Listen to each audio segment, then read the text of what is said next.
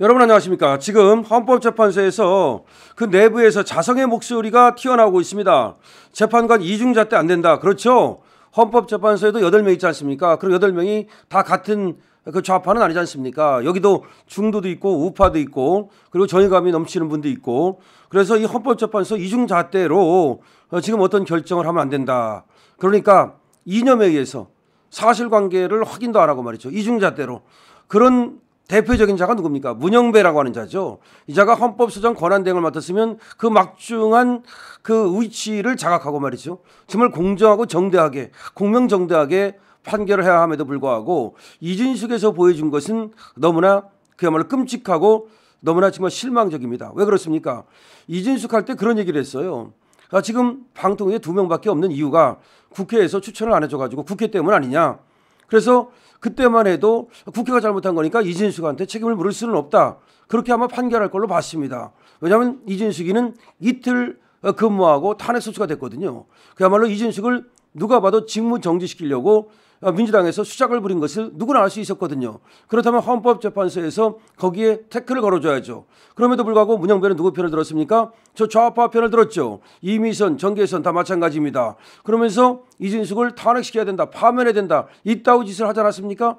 그러다 보니까 문영배에 대해서 SNS 털기에 들어갔죠. 다 털어보니까 이자가 이재명하고 찐찐찐찐찐찐 브라더스다 라는 것이 밝혀지면서 엄청나게 공격이 들어갔죠. 그러니까 무슨 뭐 친소관계에 따라서 재판이 달라지지 않는다 이런 얘기를 하고 있는데요. 지금 누가 이 문영배를 믿겠습니까? 그런 식으로 판결을 한다면 누가 문영배에게 그야말로 이 고양이한테 생선을 맡기는 거 아니겠습니까? 그런데 지금 헌법재판소 내부에서도 자성의 목소리가 나왔습니다.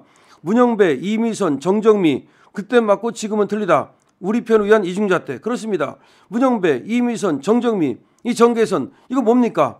이 이중잣대를 한다는 거죠. 얘들이. 물론 정계선은 이번에 들어갔으니까 이중잣대를 판단할 근거가 없습니다만은 문영배하고 이미선하고 정정미를 보니까 너무나 다르게 지금 판단하는 게 아니냐는 건데 보면 말이죠. 헌법재판소 내부 직원이 이진숙 방송통신위원장 탄핵안에 인용 의견을 낸 재판관들에 대해서 재판관들이 스스로 성찰해서 당파성을 줄이고 어떤 사안에 대해서나 동일한 기준을 적용하는 공정성을 지켜야 한다. 헌법재판소 내부에서 지금 터져나온 겁니다. 재판관들 똑바로 하라는 겁니다. 어떤 것들이라 하더라도 당파성에 따라서 하지 말고 동일한 기준을 정해야 될 거 아니냐. 헌재에서 근무 중인 현직 A 사무관은 23일 자신의 페이스북에다가 민주당이 꼼수를 써서 소수 의견을 무시하고 검수안박법을 통과시킨 것은 문제없다고 했다가 방통위원장이 소수 의견을 듣는 절차 없이 2명이서 의결한 것은 위법하고 탄핵을 인용할 만큼 위법성이 크다고 하는 것은 명백한 우리 편을 위한 이중잣대다. 무슨 말이냐면요. 야 멋진 사무관이네요. 지금 이 3명이 그러니까 문영배하고 이미선이하고 정정미가 과거 민주당이 꼼수를 써서 소수 의견을 무시하고 그냥 몇 명이서 그 검수안박법을 통과시킨 것은 문제없다. 그렇게 했다가 이번에 방통위원장이 지금 2명이서 한 거는 문제 있다 그러니까 그러면 문제 없다 그랬다가 문제 있다 그랬다가 이게 뭐냐 이 말이죠. 이건 뭘 얘기하는 거냐면 2022년 윤석열 대통령이 당선되고 나서 문재인 대통령이 퇴임하기 직전 민주당 소속 박광훈 당시 법사위원장이 무소속이 된 민영배 의원을 야당목 안건조정위원으로 임명한 사건이 있었어요. 그러니까 무소속이 일부러 이제 탈당을 해가지고서 무소속이 됐는데 얘들을 야당목 안건조정위원으로 임명을 했단 말이야. 일부러 탈당시켜가지고 탈당이 되니까 민주당이 아니잖아. 그게 야당이 되잖아. 그러니까 야당 몫으로 얘를 준 거야. 그러면 원래는 민주당이잖아. 결국은 형식상으로는 야당 몫이지만 결국 민주당이 다 가져간 거지. 이렇게 꼼수를 쓴 적이 있어요.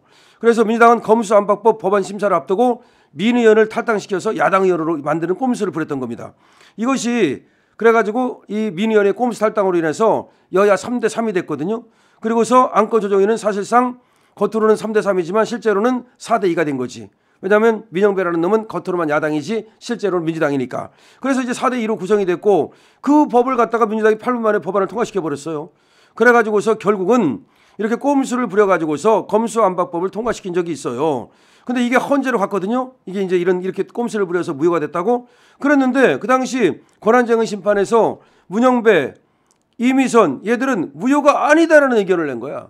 꼼수를 부려서 분명히 누가 봐도 이게 3대 3은 형식적인 거고 실제는 4대 2로 꼼수를 부렸는데 민주당이 쉽게 말해서 민영배라는 놈을 탈당시켜가지고서 겉으로는 야당을 만들고 실제로는 진해당 만들어가지고서 이 꼼수 부려가지고서 검수화법을 통과시키는 이런 어떤 짓거리를 했는데 이것이 헌재에 왔는데 여기 대해서 그때도 문영배하고 이 이미선이라는 자는 이게 무효가 아니다 이따위 얘기를 한 거야.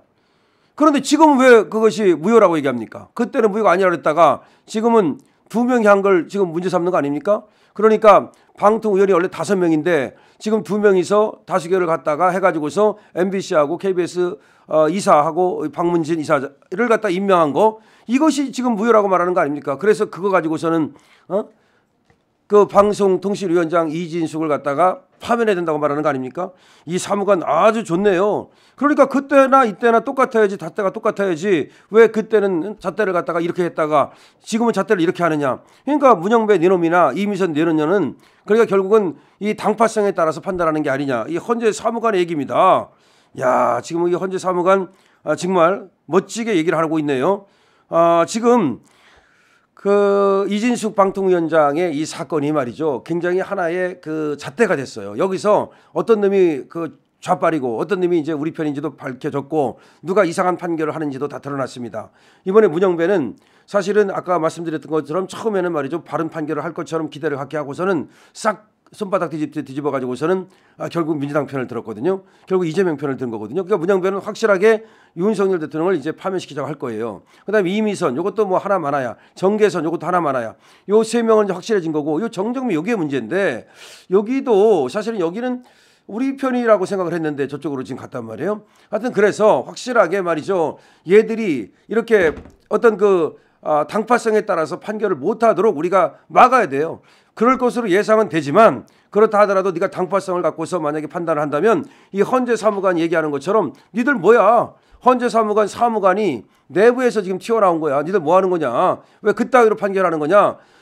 이렇게 나오면 말이죠. 헌재 내부에서 튀어나오고 헌재 밖에서 말이죠. 우리가 진입하고 그러면 얘들도 압박을 받을 수밖에 없고요. 그야말로 대통령을 탄핵시키는 것인데 이 사태가 후가가 어디로 흘러갈지는 정말 누구도 알 수가 없어요. 지금 대한민국은 내전 중이라는 말이 있고 심지어 대한민국은 지금 전쟁 중이다. 그런 말까지 있는데 그래서 이재명이가 말이죠. 원래 용산에 가가지고 기성 인사를 한다 그러다가 그 뭐 신변에 위협을 느꼈다 그래서 고스톱이라로 싹 바꿔버렸거든요.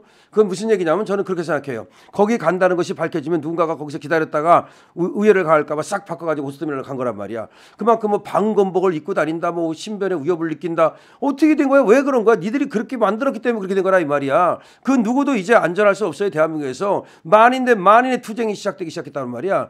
그래서 이렇게 당파성을 가지고 더군다나 판사들이 일반인도 그러면 안 되는데 더군다나 판사들이 자기의 성향에 따라서 법과 원칙에 눈 감고 사실관계에 눈 감고 만약에 이상한 판결을 한다면 이거는 이제 도대체가 이걸 갖다 국민들이 받아들일 것이냐 저는 아니라고 보거든요. 하여튼 간에 지금 헌재 내부에서 정말 불만이 터져 나왔습니다. 그러니까 똑바로 하라 이거죠.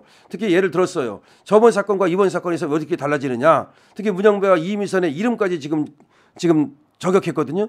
그렇기 때문에 헌재 내부에서 이 편향성 판결에 대한 지금 어떤 경고가 나온 거죠. 이것은 하나의 경고라고 봐야 됩니다. 물론 그렇다 해서 헌재 뭐 사무관 말을 갖다가 얘들이 안 들으려고 할지 모르지만 그래도 헌재에서 사무관도 중요해요. 왜냐하면 행정사무를 보는 사람들이기 때문에 지금 뭐 재판관만 갖고 헌재가 운영되는 건 아니잖아요. 그러니까 안에서 신뢰도를 주면 말이죠. 아무래도 얘들이 좀 눈치를 보게 되죠. 근데 또 이제 가장 신뢰도는 역시 국민의 지지율이에요. 윤석열 대통령에 대한 지지율, 국힘에 대한 지지율 이런 거. 그다음에 헌재에 대한 어떤 압박 이런 것들이 정말 중요하고 이러면 이럴수록 헌재도 이제 공정한 재판을 하겠다는 생각을 하게 되죠. 여러분 헌재 내부에서 이제 지금 완전히 경고의 목소리가 불공정 재판에 대한 경고의 목소리가 흘러나왔습니다. 렛츠 고 파이팅!